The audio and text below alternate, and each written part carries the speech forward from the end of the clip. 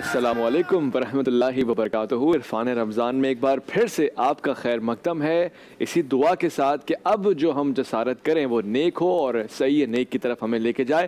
حکمت رمضان کا وقت آ چکا ہے اور حکمت میں علم کی باتیں ہوتی ہیں، وہ باتیں جو ہماری عام زندگی میں ہمارے لیے بہت زیادہ مفید ثابت ہوتی ہیں۔ ہمیشہ کی طرح ہماری بزم میں جید علماء کرام تشریف رکھتے ہیں۔ سب سے پہلے میں تعارف کرانا چاہتا ہوں ہمارے ہر دل عزیز مولانا تقی مہدوی صاحب۔ السلام علیکم۔ السلام ورحمۃ اللہ۔ کیسے مزاج؟ الحمدللہ ماشاءاللہ۔ اس کے ساتھ ہی انتہائی خوش عقیدہ، بہت مہربان شفقت کے مالک ہیں، ہمارے پاس مفتی نوید عباسی صاحب موجود ہیں۔ السلام علیکم ورحمۃ اللہ۔ وعلیکم السلام ورحمۃ اللہ وبرکاتہ۔ کیسے مزاج؟ ٹھیک ٹھاک؟ اللہ کے کرم، آپ کے مزاج ماشاءاللہ زبردست بہترین۔ ساتھ ہی انتہائی خوش گلو اور معروف نعت خواں سید ریحان قادری ہمارے درمیان موجود ہیں۔ السلام علیکم ورحمۃ اللہ۔ وعلیکم السلام ورحمۃ اللہ۔ ٹھیک ہے، آپ خیریت جی سے؟ اللہ زبردست۔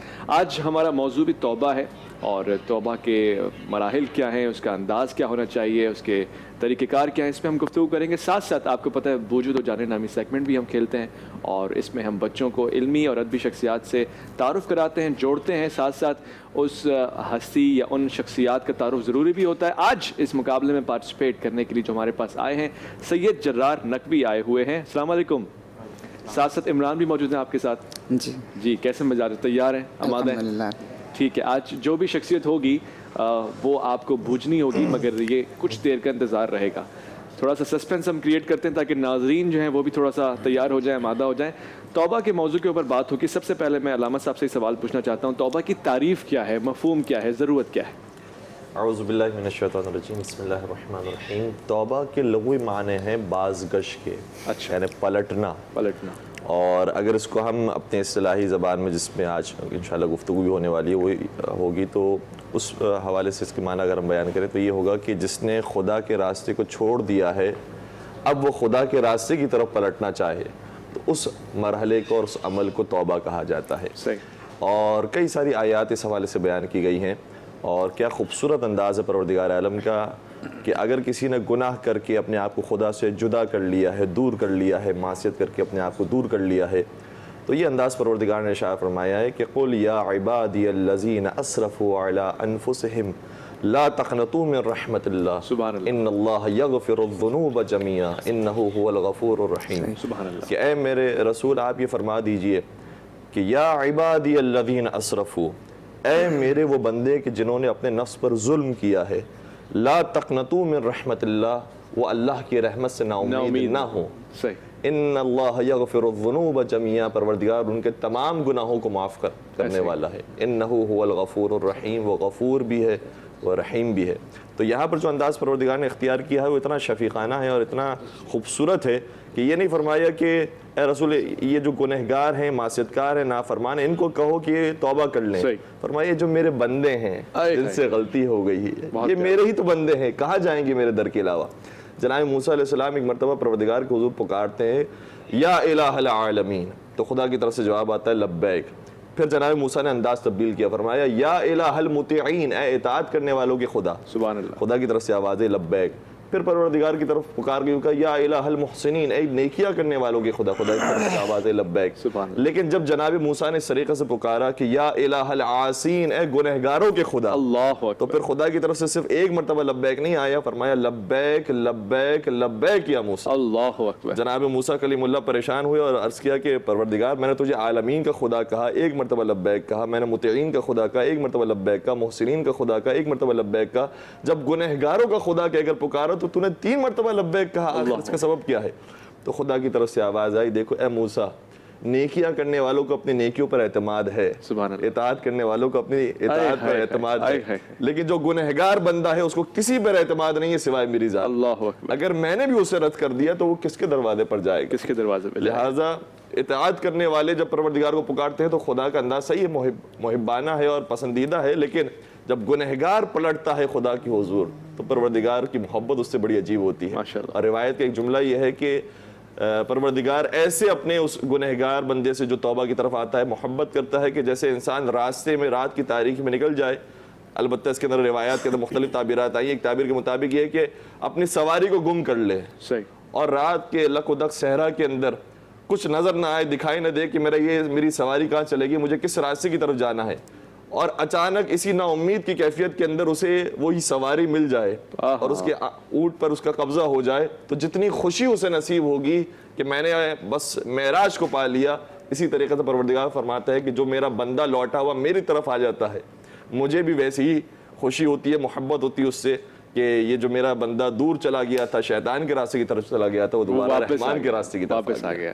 خوبصورت۔ مفتی نوید عباسی صاحب، دل تو کہتا ہے توبہ، زبان بھی کہتی ہے توبہ، عمل نہیں کہہ رہا توبہ، کیا شرائط ہیں توبہ کی؟ بسم اللہ الرحمن الرحیم، نحمد و نصلی علی رسول الکریم، اما بعد۔ بہت شکریہ آپ کا اور خاص طور پر آپ کی پوری ٹیم کا، اور مجھے یہ اعتراف کرنے میں کوئی عار نہیں ہے کہ ہم بہت سارے چینلز پر جاتے ہیں مختلف، لیکن جس طریقے سے آپ کے ہاں پہلے سے موضوعات کی تیاری اور باقاعدہ جو ہے وہ اس موضوع پر کلام ہوگا، اس سے عامت الناس کو سیکھنے کا بہت زیادہ موقع ملتا ہے۔ جنرلی سوال آئیں ان کا جواب دیا جائے وہ ایک الگ طریقہ ہے، اس کو بھی ہم برا نہیں کہتے، لیکن اس پر بولنے والے اپنی تیاری سے گفتگو کرتے ہیں اور بہت اچھی گفتگو ہو جاتی ہے، اور ہر وقت ہر چیز انسان کے علم میں نہیں ہوتی، یہ بھی ہمارے عوام کو ذہن میں رکھنا چاہیے۔ بعض دفعہ ایسا ہوتا ہے کہ کسی عالم دین سے کوئی سوال کر دیا تو وہ جواب نہیں دے پاتے تو لوگ سمجھتے ہیں شاید ان کو آتا نہیں ہے، تو لا ادری کہنا بھی یہ آدھا علم ہوا کرتا ہے۔ تو یہ اعتراف، تو چونکہ آپ نے توبہ کے حوالے سے بات کی ہے، توبہ اور استغفار ان کا آپس میں چولی دامن کا ساتھ ہے۔ توبہ جیسے حضرت نے فرمایا رجوع اللہ، اللہ کی طرف پلٹنا، اور اس انداز میں پلٹنا کہ دل اور زبان وہ دونوں اس پر قائم ہو اور پلٹ کے دوبارہ وہ چیز نہ کی جائے جس کو آپ چھوڑ رہے ہیں، پھر اس گناہ اس معصیت کی طرف نہ جایا جائے۔ اور استغفار یہ باب استفعال سے ثلاثی مزید فی کا مصدر ہے، اور اس کے اندر طلب کے معنی پائے جاتے ہیں، اور اس کی اصل غفرن ہے، جیسے ہمارے امام راغب اصفہانی نے کہا اغفر ثوبک فی الوعاء، یعنی اپنے کپڑوں کو صندوق کے اندر رکھو، یعنی اس قدر بند رکھو کہ وہ میل کچیل سے، وہ گرد سے بچے رہیں۔ تو ہم جب استغفار کرتے رہتے ہیں، توبہ کرتے رہتے ہیں، تو وہ کوئی تھوڑی بہت میل کچیل کہیں لگ بھی جاتی ہے تو وہ انسان سے دور ہو جاتی ہے۔ توبہ بنیادی طور پر یہ اللہ تعالیٰ نے ایک ایسی چیز ہمیں عطا کی ہے جس کے ذریعے ہم قرب الہی پاتے ہیں۔ ایک حدیث مبارکہ ہے، سرکار دو عالم صلی اللہ علیہ وسلم نے فرمایا التائب من الذنب کمن لا ذنب لہ، کہ جو توبہ کرنے والا ہے وہ ایسا ہے کہ جیسے اس نے گناہ کیا ہی نہیں ہے۔ آپ اندازہ کیجئے تو یہ رمضان المبارک کے یہ ایام، اور پھر یہ اس میں رحمت کا عشرہ، مغفرت کا عشرہ، تو میں نے استغفار کی بات اس لیے کی کہ یہ عشرہ مغفرت ہے، اور اس میں کثرت سے ہمیں ویسے تو ہر لمحہ توبہ کرنی چاہیے، اللہ کی بارگاہ میں استغفار کرنا چاہیے۔ یہ کلمات نبی رحمت صلی اللہ علیہ وآلہ وصحبہ وبارک وسلم ہمیں سکھا گئے، ہمیں بتلا گئے، اپنے عمل کے ذریعے بھی فرما گئے کہ اللہ کی بارگاہ میں اس طریقے سے جو ہے وہ توبہ کرو۔ اور توبہ کا بہترین وقت جو قرآن مجید فرقان حمید نے ہمیں کہا بالاسحار، وہ ہے سحری کا وقت، جس وقت میں ابھی ہم موجود ہیں، اس کو بہترین وقت قرار دیا گیا ہے۔ اس وقت جو اللہ کے بندے ہوتے ہیں وہ اٹھ کر اللہ کو راضی کرتے ہیں۔ جب لوگ بستروں میں اپنا محو استراحت ہوتے ہیں، اس لمحے کچھ رب کے بندے پروردگار عالم کو اٹھ کر اپنی نیند قربان کر کے اپنے بستر چھوڑ کر اس انداز میں یاد کرتے ہیں پروردگار کو کہ خالق ارض و سما، مالک لم یزل ان کی اس پکار کو سنتا ہے اور سن کر انہیں عطا فرماتا ہے۔ یہ بات بھی ذہن نشین رہنی چاہیے ناظرین کے کہ توبہ اس بات کا نام نہیں ہے۔ آج کل ہم نے یہ بھی سمجھ لیا ہے کہ ہم نے گناہ کیا اور کوئی ایسا گناہ کیا کہ پھر اس کے بعد ہم توبہ کر لیں گے، تو توبہ کی امید پر گناہ کرنا یہ بہت بڑا ظلم ہے۔ یعنی میں یہ کہوں کہ ابھی میں گناہ کر رہا ہوں، پھر توبہ کر لوں گا، پھر گناہ کروں گا، پھر توبہ کر لوں گا، توبہ کا یہ مطلب ہی نہیں ہے۔ توبہ کا مطلب یہ ہے محترم اویس ربانی صاحب کہ بندہ اس انداز میں توبہ کرے، اس کے عمل سے یہ ہو کہ جس عمل سے، یعنی میں نے شراب پینی تھی اور میں نے توبہ کی، اب آئندہ میں نہیں پیوں گا، تو پھر ساری زندگی پلٹ کر ادھر نہ جایا جائے۔ یہ ہے بنیادی طور پر عمل بھی نہ جائے، دل بھی نہ جائے، نظر بھی نہ جائے، نگاہ بھی نہ جائے، نیت بھی نہ جائے۔ اور بعض دفعہ یہ بھی ہوتا ہے کہ طبیعت ادھر مائل ہوتی ہے کہ اس چیز کو کر لیا جائے، لیکن اس کو اس کا انداز جو اس طرف جانے والا ہے وہ اسلام کی خاطر رک جاتا ہے، وہ اللہ کی رضا کے لیے رک جاتا ہے تو پھر اللہ تعالیٰ ایسے بندوں پر اپنے انعامات بھی نازل کرتا ہے. تو اس لیے میں نے جو آغاز میں بات کی کہ آپ کی پوری ٹیم مبارکباد کی مستحق ہے. ہمارے محترم جناب قبلہ علامہ شعیب مدنی صاحب اور دیگر احباب جو یہ پوری تیاری کرتے ہیں, جو پہلے سے سلسلہ کرتے ہیں, تو یہ بہت خوبصورت بات ہے. دیکھیے عوام الناس کا اس میں فائدہ ہوگا, جیسے حضرت نے بیان کیا کہ ہمیں رب کو راضی کرنا چاہیے. ایسا ہی ہے, بندے تو آپ سے کبھی راضی نہیں ہو پائیں گے. میں چاہوں کہ میں محترم اویس ربانی صاحب کو کلی طور پر جو ہے وہ راضی کر لوں تو یہ ناممکن سی بات ہوگی. کہیں نہ کہیں ایسا ہو سکتا ہے کلی طور پر کوئی بھی کسی سے راضی شاید نہ ہو, لیکن پروردگار وہ ہے کہ آدمی بھولا بھٹکا گناہ کر کے سیاکار بدکار تمام حالتوں میں جب وہ اللہ کی طرف جاتا ہے تو وہ ایک قدم اٹھاتا ہے, رب کی رحمت 100 قدم بھی زیادہ اس سے قریب ہوتی چلی جاتی ہے. یہ ہمارے ہاں سلسلہ احادیث میں موجود ہے کہ آپ اللہ کی طرف چل کے جاؤ, اللہ کی رحمت دوڑ کے آئے گی. بوجھو تو جانے نامی سیگمنٹ کا آغاز ہوا جاتا ہے. شخصیات جیسی وفا ہوا میں نے اپنے تمام دوستوں سے صاحبان علم سے شیئر کر لی ہیں, اور اب باری ہے سید جرار کی اور عمران کی کہ وہ گیس کرتے ہیں. 10 سوالات کی اجازت آپ کے پاس ہوگی. ہم یا تو نام بولیں گے یعنی ہاں بولیں گے, یا پھر لا بولیں گے یعنی کہ نہیں بولیں گے. تو ایسی شخصیات عہد نبی صلی اللہ علیہ وآلہ وسلم میں سے آپ نے گیس کرنی ہے. آپ کا وقت شروع ہو جاتا ہے اب. علماء کرام سے میرا پہلا سوال ہے کہ جو شخصیات آپ کے ذہن میں آیا وہ مرد ہیں؟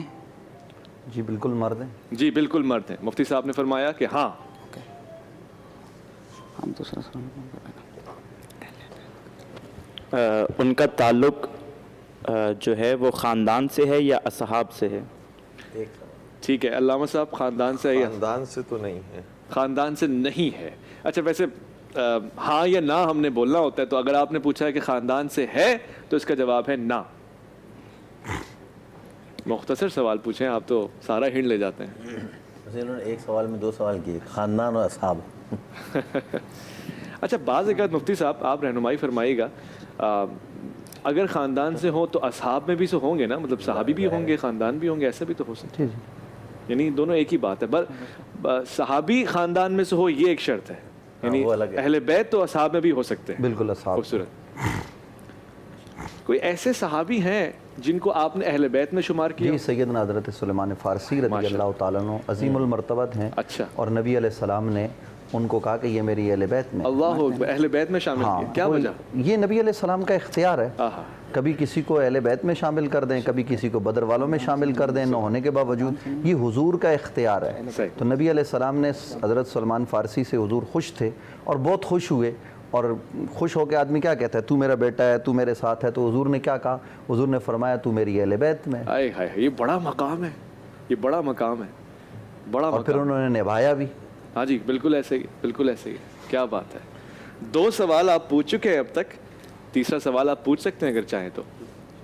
جی میرا تیسرا سوال علماء کرام سے, کیا وہ خلفائے راشدین سے ہیں؟ جی بالکل. جی بالکل. تیسرا سوال اور جواب ہاں آیا ہے. کیا ان کے والد کا نام خطاب کے حوالے سے ہے؟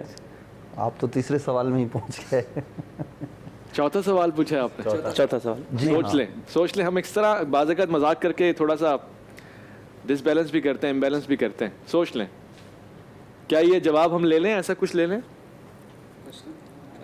کوسچننگ مطلب 10 ہم پورے کر سکتے ہیں. ہاں آپ یہ قرآن کریم کی آیت ہے کہ فمن تبعنی فانہ منی. اے حضرت ابراہیم, چونکہ حقیقت میں یہ پورا واقعہ حضرت ابراہیم علیہ السلام کی زندگی کے تحت چل رہا ہوتا ہے, تو اس میں فرماتے ہیں حضرت ابراہیم علیہ السلام سے کہ جو حضرت ابراہیم علیہ السلام کے جملے یہ کہ جو میری پیروی کرے وہ مجھ میں سے ہے. ومن عصانی فانک غفور رحیم. اور جو گناہ کرتا ہے اور مجھ سے دور ہو جاتا ہے تو پروردگار کی ذات وہ ہے جو غفور و رحیم ہے. تو معیار انبیاء کی نزدیک اور معیار پروردگار کے نزدیک یہ ہے کہ جو پیروی کرنے والا ہو, جو اطاعت کرنے والا ہو, وہ اسے اپنا بنا لیتے ہیں. تو حضرت سلمان فارسی اس قدر موتی تھے پیغمبر اکرم کے, اور اس قدر فرما بردار تھے کہ انہیں اپنا بنا کر فرمایا کہ السلمان من اہل البیت, سلمان ہم اہل بیت میں سے ہے.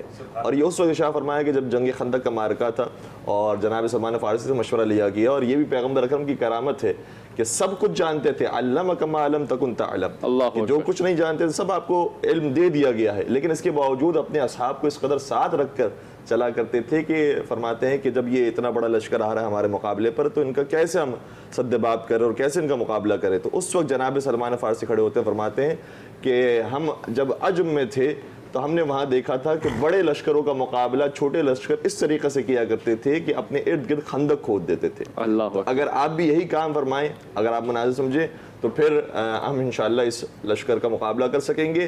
تو جناب سلمان فارسی کے اس مشورے پر عمل کیا گیا اللہ اور خندق کھودی گئی. تو جناب سلمان فارسی ظاہر سی بات ہے کہ اس میں مہارت رکھتے تھے، تو ان کی جو خندق کھودنے کا انداز تھا اور ان کا جو طریقہ تھا وہ باقی اصحاب کے مقابلے میں بہت بہتر تھا. اللہ اور زیادہ جب انہوں نے خندق کھودی تو مہاجرین کہنے لگے کہ سلمان ہم میں سے ہیں، اور انصار کہنے لگے کہ نہیں سلمان ہم میں سے ہیں. سبحان اللہ. تو جب آپس میں اس طریقے سے اختلاف ہوا اور جناب سلمان فارسی درمیان میں ہو گئے کہ اب کیا کیا جائے کہ ہمارا تعلق اس سے، ہم تو نہ عربوں میں مدینے والوں سے ہیں نہ ہم عربوں میں مکے والوں سے، ہم تو عجم سے آئے ہوئے ہیں. تو اس وقت سلمان فارسی کو گلے لگا کر کہا سلمان من اہل البیت، سلمان نہ مہاجرین میں سے نہ انصار میں سے، یہ اہل بیت. سبحان اللہ سبحان اللہ، کیا شفقت ہے، کیا انداز ہے. جی کہاں تک پہنچے آپ؟ ان کی شہادت مسجد میں ہوئی یا اس میں؟ مفتی صاحب جی مسجد. جی ہاں مسجد میں ہوئی. بہت قریب آ گئے ہیں، اب تو آپ بہت قریب آ گئے ہیں.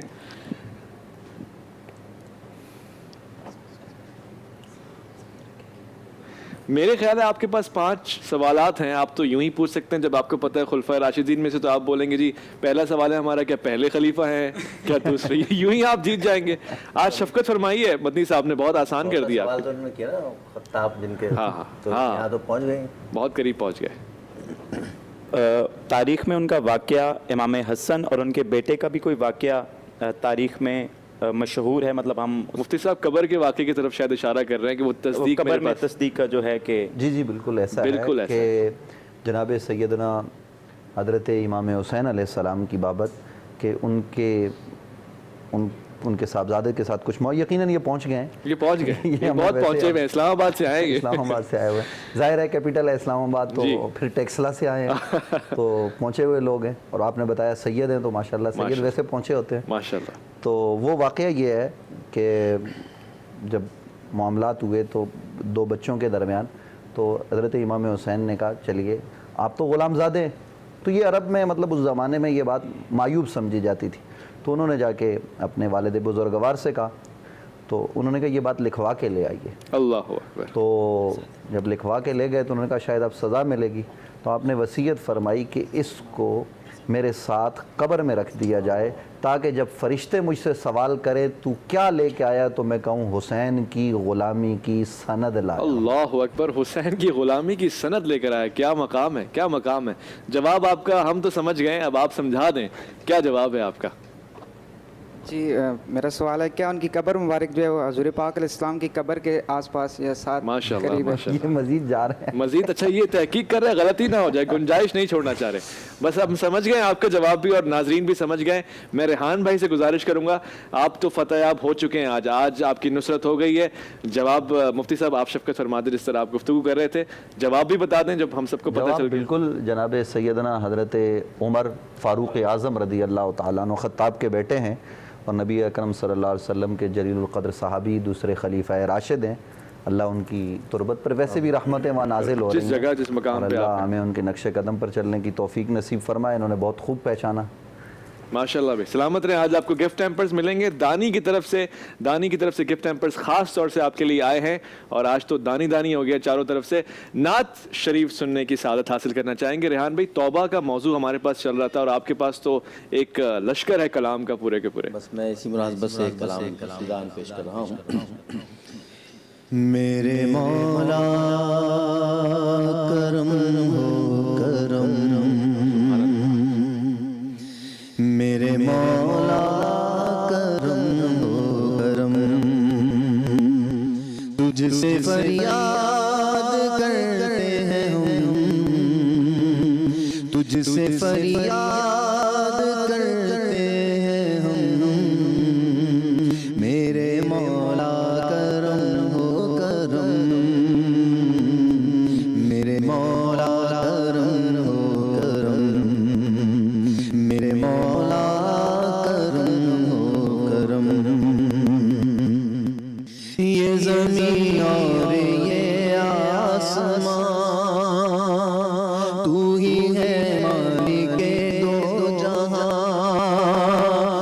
سے تو ہی تو ہے مہربان، ہم تیرے در سے جائیں کہاں، سب کی سنتا ہے تو ہی صدا، تو ہی رکھتا ہے سب کا بھرم، میرے مولا کرم ہو کرم، میرے مولا کرم ہو کرم، ڈوبتوں کو کنارہ ملے، مولا بےکسوں کو سہارا ملے، سر سے طوفان پل میں ٹلے، جو تیرا ایک اشارہ ملے، تو جو کر دے مہربانیاں، تو جو کر دے مہربانیاں، دور ہو جائے ہر ایک غم، میرے مولا کرم ہو کرم، میرے مولا کرم ہو کرم، بھول بیٹھے تیرا کہا تو نے قرآن میں جو کہا، مولا بھول بیٹھے تیرا کہا تو نے قرآن میں جو کہا، آج ہے در بدر اس طرح، کوئی بکھرے لڑی جس طرح، ایک کر ہم کو بہرے شاہ،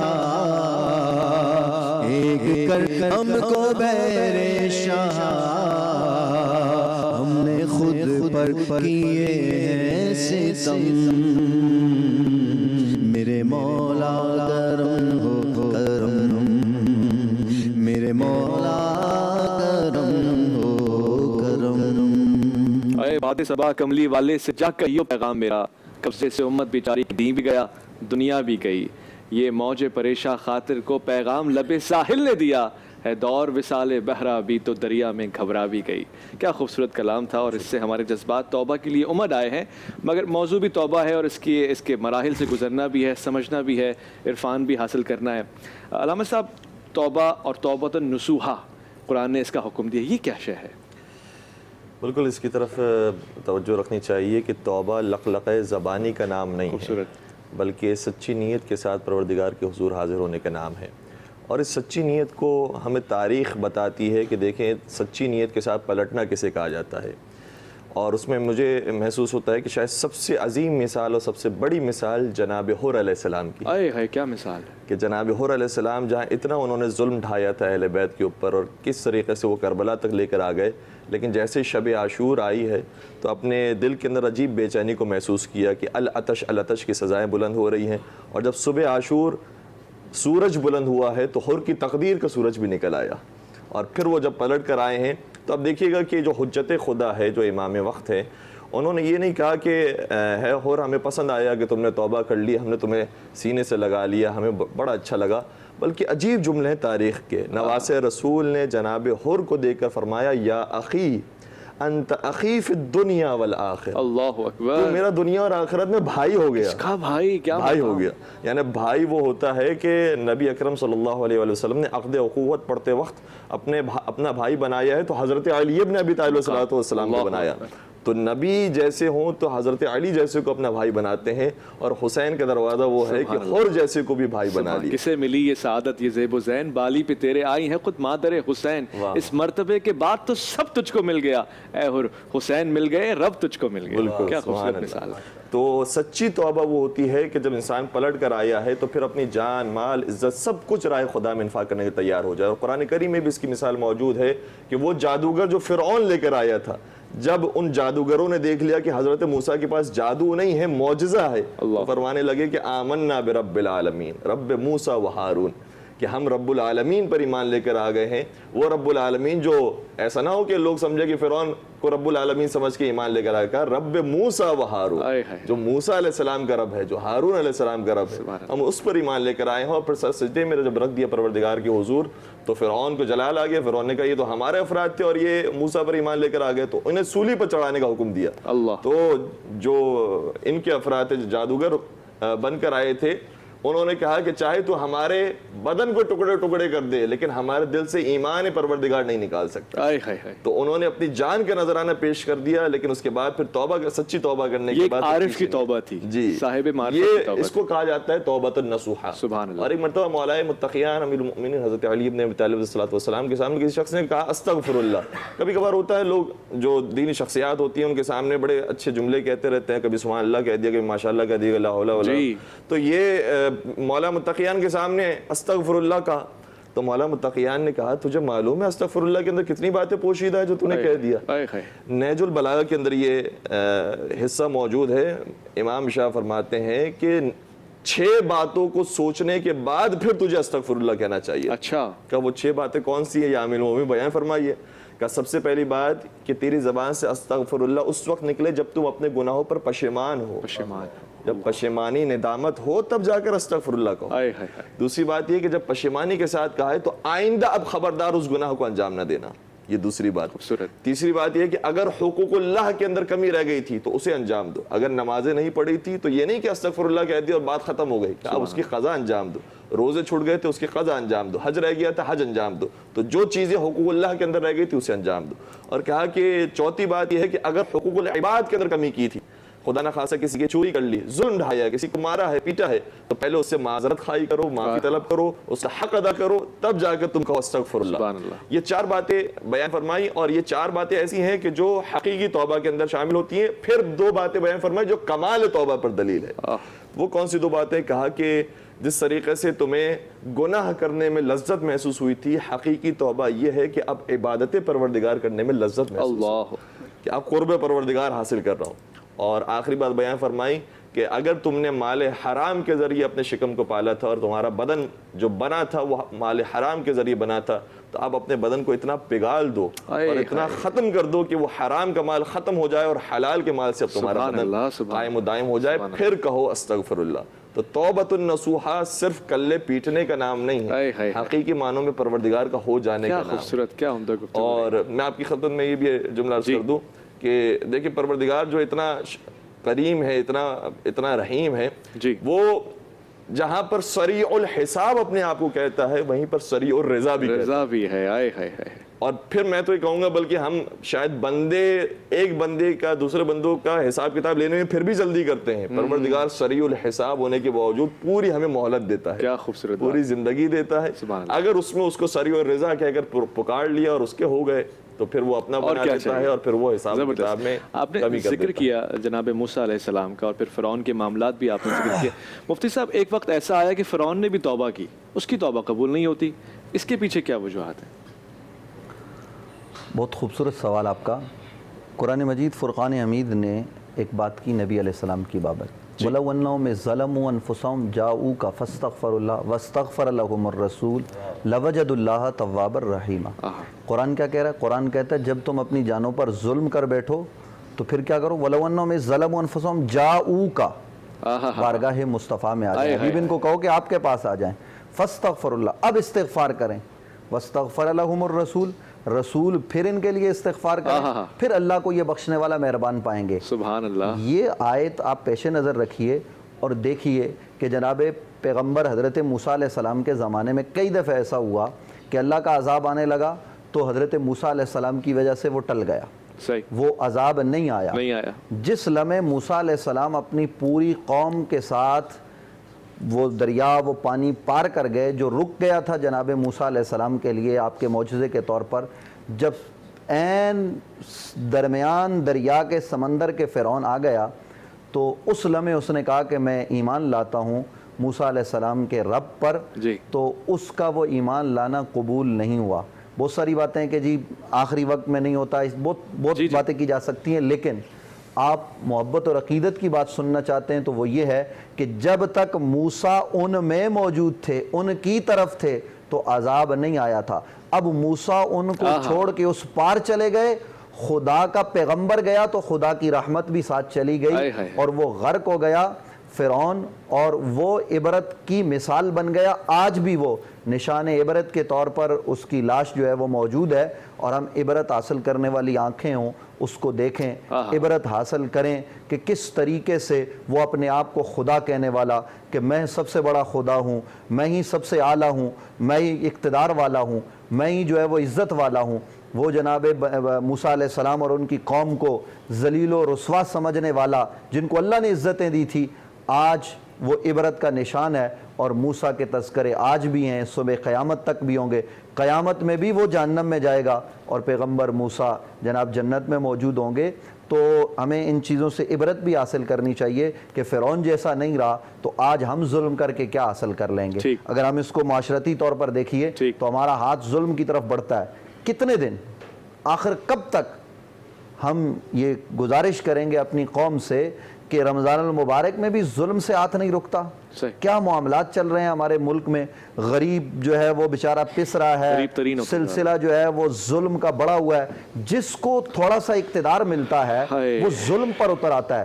ایک کاش وہ جو کچھ اس کو ملا ہے وہ رب کی طرف سے ہے، وہ اس کو رب کی رضا کے لیے استعمال کرے تو اپنے لیے وہ دنیا کو بھی جنت بنا سکتا ہے اور آخرت کو بھی۔ اس لیے میری یہ گزارش رہے گی کہ اتنے بڑے بڑے لوگ، فرعون ہو، وہ قارون ہو، حمان ہو، ابو جال ہو، یہ سارے کے سارے لوگ عبرت کے نشان بن گئے۔ کتنے بڑے بڑے لوگ جو خدا ہونے کا دعویٰ کرتے تھے آج وہ زیر زمین ہیں، ان کو آپ نے کہا نا زمین کھا گئی آسماں کیسے کیسے، تو بڑے بڑے لوگ تھے۔ آپ یہ مکلی کے قبرستان میں چلے جائیے، آپ کو بڑے بڑے بادشاہوں کے مقبرے مل جائیں گے، ان کی تحریریں آپ ذرا اوپر جا کے پڑھیے تو وہ عبرت کے نشان بنے ہوئے ہیں۔ لیکن ادھر جو لوگوں کو اللہ کی طرف بلانے والے تھے، جو لوگوں کو توجہ اللہ، ذکر الہی اور محبت مصطفیٰ بانٹنے والے لوگ تھے، وہ صدیاں بیت گئی، ان کی قبریں بھی آج جو ہے وہ مرکز بنی ہوئی ہیں عوام کا۔ آپ لاہور داتا چلے جائیں، کراچی میں عبداللہ شاہ غازی کے مزار پہ چلے جائیں، 900 سال کا عرصہ بیت جاتا ہے، 1300 سال کا عرصہ بیت جاتا ہے۔ یہ لوگ حضرت خواجہ معین الدین چشتی اجمیری سنجری ہوں یا دیگر بزرگان، آج یہ خلق خدا کو وہاں سے نان بھی مل رہا ہے، وہاں سے ان کو رب کی رحمت کا عرفان بھی مل رہا ہے، سب کچھ مل رہا ہے کیونکہ انہوں نے لوگوں کو اللہ کی طرف بلایا ہے۔ تو ہمیں ان اولیاء اللہ کی تعلیمات کو بھی پیش نظر رکھنا چاہیے۔ اور جو میں نے بات یہ اولیاء اللہ کا تذکرہ کیا، توبہ میں یہاں پہ بھی کروں گا، پروردگار قبول کرے گا، لیکن میں کسی نیک کے پاس جا کے قبول کروں گا تو قبولیت کا انداز الگ ہوگا۔ سوال آپ نے جو آیت کو پڑھی وَلَنَّهُمْ إِذْ ظَلَمُوا کی تفسیر کے حساب سے، کیا مدینہ منورہ جانا پڑے گا اس کے لیے حضور کے دربار میں حاضری کے لیے کہ کوئی اپنی جان پر ظلم کر بیٹھے؟ اس کا کوئی طریقہ کہ میرے پاس پیسے نہیں ہیں اتنے کہ میں وہاں جاؤں، تو کیا ہم یہاں بیٹھے بیٹھے بھی؟ بہت اچھا سوال آپ نے جی، بہت خوبصورت۔ ظاہر ہے ہمارے یہ ثنا خان بھائی قبلہ جو ہے وہ بڑے معروف شخصیت ہیں اور یہ اس سے شعور رکھتے ہیں اور یقیناً ان کو جواب بھی پتہ ہوگا، اور یہ انہوں نے عوام کے لیے پوچھا تو اس طرح کا سلسلہ ہونا چاہیے تاکہ لوگوں تک پہنچے۔ اور فَاسْأَلُوا أَهْلَ الذِّكْرِ إِن كُنتُمْ لَا تَعْلَمُونَ کے تحت انہوں نے سوال کر لیا، حالانکہ خود بخوبی جانتے ہیں۔ اور یہ ہمارے ثنا خان جس طرح یہ ہیں، یہ ثنا خانوں کے لیے بھی میں یہ بات آپ کے گوش گزار کر دوں کہ اس طرح وہ اپنا رابطہ علماء سے رکھیں، ان کے ساتھ میں اپنی بات نہیں کر رہا، دیگر اکابر علماء، تو یقیناً بڑے فائدے آپ کو ملیں گے۔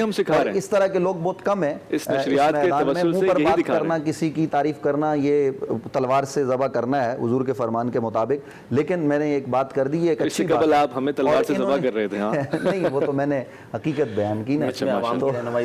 یہ بہت خاص سوال ہے کہ آج بھی اگر چاہتے ہیں لوگ گناہ بخشوانا چاہتے ہیں تو کس طرح استفادہ حاصل کریں؟ دیکھیے، اس پر میں ایک دلیل قائم کروں کہ آقا کریم صلی اللہ علیہ وسلم کی بارگاہ اقدس و اطہر میں آپ نے صدقہ خیرات کرنے والوں کی شان بیان کی، تو غریب صحابہ آ گئے، یا رسول اللہ یہ صدقہ اور خیرات کرتے ہیں تو ہم کیا کریں؟ نبی علیہ السلام نے ان کو کچھ کلمات سکھا دیے، تو وہ امیر صحابہ بھی یہ پڑھنے لگ گئے جو صدقہ اور خیرات کرنے والے تھے، کہا کہ یا رسول اللہ، اب وہ یہ کرنے لگے تو حضور نے کہا یہ تو اللہ تعالیٰ کی طرف سے ہے، تو اب جو جانے کی طاقت رکھتا ہے اس کو تو ضرور جانا چاہیے بارگاہ مصطفیٰ میں۔ اب ایک آدمی ہے کہ اس زمانے میں ویزے کے مسائل ہیں، نہیں جا سکتا، پیسہ نہیں ہے، تو وہ کیا کرے؟ ہمارا عقیدہ اور نظریہ تو یہ ہے، ہم اس عقیدے والے لوگ ہیں کہ ہم یہاں سے پکاریں وہ مدینے سنتے ہیں. میرے کریم آقا صلی اللہ علیہ وآلہ وسلم. اور میں آپ کے گوش گزار کروں کہ ہم کہتے ہیں جی فرشتہ سنتا ہے, فرشتے سنتے ہیں, تو کیا مصطفیٰ نہیں سنتے؟ حضور انور صلی اللہ علیہ وسلم وہاں سماعت فرماتے ہیں, وہ چاہیں. ہم یہ نہیں کہتے کہ ہر وقت حاضر و ناظر ہیں, لیکن ہم یہ ضرور کہتے ہیں کہ نبی رحمت صلی اللہ علیہ وسلم جب چاہیں, جس وقت چاہیں کسی امتی کو نوازنا تو وہ نوازتے بھی ہیں, جا کر بھی نوازتے ہیں. اور ہم اگر یہاں سے بھی پکاریں گے تو سرکار دو عالم صلی اللہ علیہ وسلم ہماری آواز کو سن رہے ہیں اور وہ ہماری حالت سے بے خبر نہیں ہے.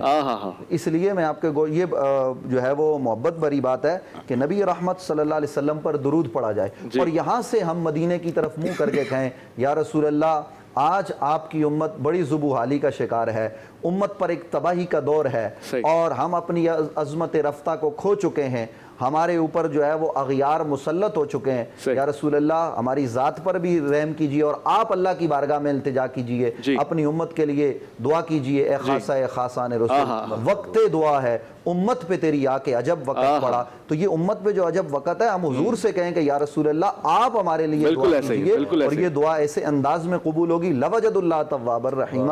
اللہ تعالیٰ کو ہم مہربان پائیں گے. سبحان اللہ, بہت اچھی گفتگو رہی. بات کو میں تھوڑا سا اگر 2 جملے کی اجازت دیں اللہ تو عرض کروں کہ نماز کے اندر بھی حتیٰ جب ہم سلام پیش کرتے ہیں تو یہ نہیں کہتے کہ ان پر سلام ہو, کہتے ہیں آپ پر سلام. السلام علیکہ, السلام علیکہ ایھا النبی ورحمۃ اللہ. کیا خوبصورت دلیل ہے.